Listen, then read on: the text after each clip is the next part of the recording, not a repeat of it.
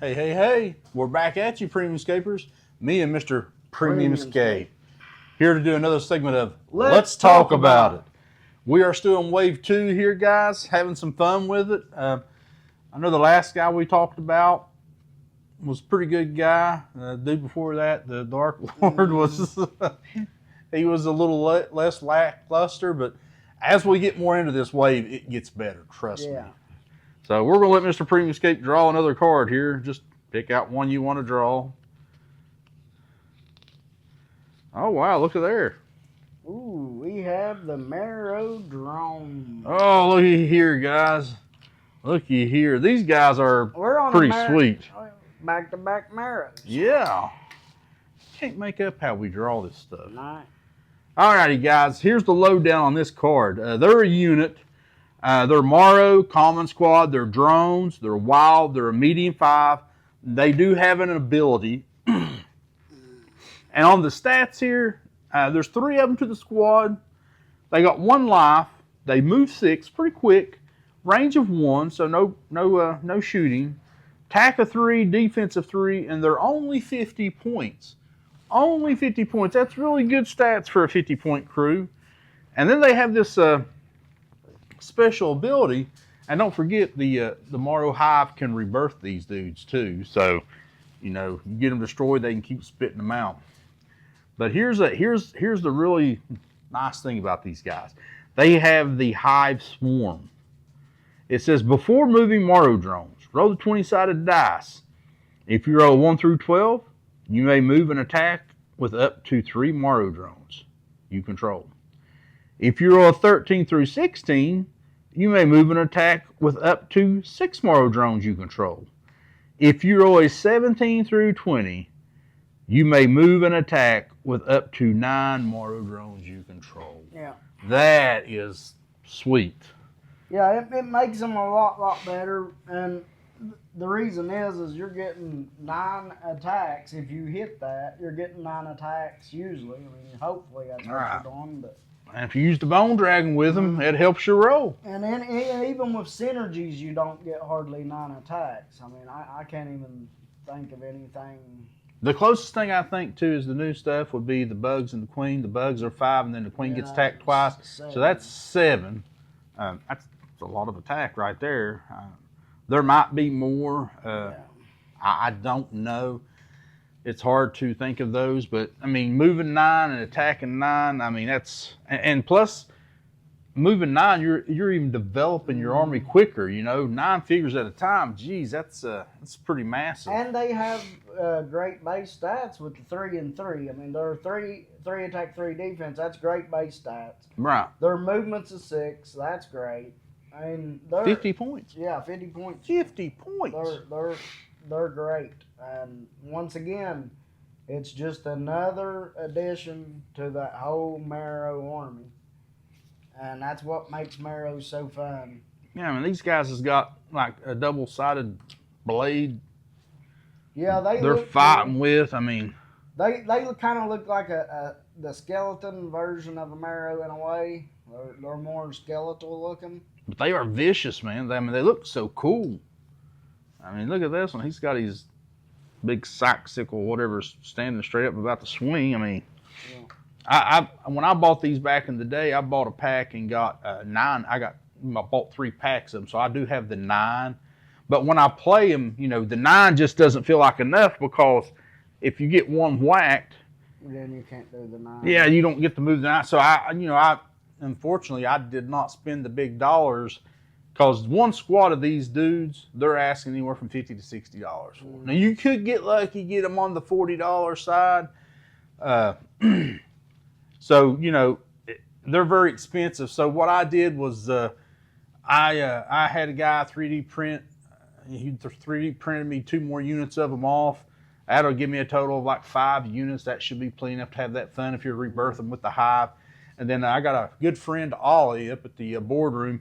He told me he would paint the guys for me because he's a big Marro fan anyway. So I was going to let him paint them since he's such a Marro fan for me. I just haven't had a chance to see him since I got those. But I kind of can't wait to play with 5 squads of them and, the Marro Hive. It should be pretty darn fun.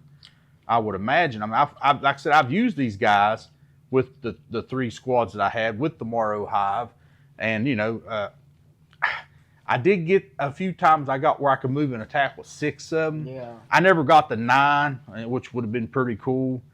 And I'm not 100% sure I even played them right. You guys can kind of tell me on it. Like the Marro Hive, it says, you got to be within, I think, like 12 clear sight spaces in order to, if you use the Marro Hive to let another squad go or something like that. And my thing is does each and every figure that's going to move that way have to be within that 12 sight clear spaces, or does just one of them have to be to activate it? I think it's just the one has to be able to activate. But if you guys have any have the rules and you know them quite well, put in the comments if I'm right about that or if I'm wrong about that and how it really does work. Sometimes we read stuff and we just don't understand it that clearly. I mean, that's me anyway. I'm like that. Like I said, that's we're not experts on this stuff. We're just kind of like I said, we're OGs. We played the game a long time. We are hoping we're getting rules right. Be awful to be played in one way forever, and you go to a tournament and they're like, it don't work that way. And you're like, oh crap. There goes my strategy. Yeah, we try to get the rules right, but sometimes there's some things that are hard to figure it out exactly, and that's one of them. Because if you got one guy within that space of the hive, are you allowed to activate 9 guys that are not in that spot? Right. If you roll the 9, if you roll the high number, you could activate all 9. Does it work that way? It's a good question. I think it's a really good question. And as far as these guys go, they're great. There's no really, I ain't got nothing really bad to say about them because their stat line's great, their points are great, their ability's great, and their Marro. There's nothing, they're good on small and big boards. There's nothing really bad to say about them. The only thing I don't know is what you would rank them. Yeah. That's the only thing I really ain't sure about. Yeah, I can't rank these guys. See, here's the thing. All the old Marro people, if you look at them, see these little crests going across their head? None of the other Marros have that. But these drones have that crest going across their head. None of the other ones have ever had that. So, that's a definite non-ranking probability right there. That stops me cold-hearted. Stopped it. That crown, that vicious crown. I just don't know how that happened. I'm glad I've spotted that because that would have been awful to try to do that ranking. Yeah, you was going to rank them until that. Yeah, I'm glad I spotted it. That would have been bad. But yeah, they are fun. I've used them, love them, played against them a little bit, not too much. Yeah. But yeah, I like them. They're good. The odds that they get rebirth. And what's really cool is if you look inside the Marro Hive, they've got these like 3 clear eggs where you can see these Marros that are regenerated. And if I'm not mistaken, I think in the hive, the Marros in the hive have the crowns on their head. I think they do. I think I'm right. I could be wrong, but I think I'm right. We'll wait and see whenever we talk about the hive and see if I'm not. That'll be Swarm of the Marro. Yes, that will be Swarm of the Marro.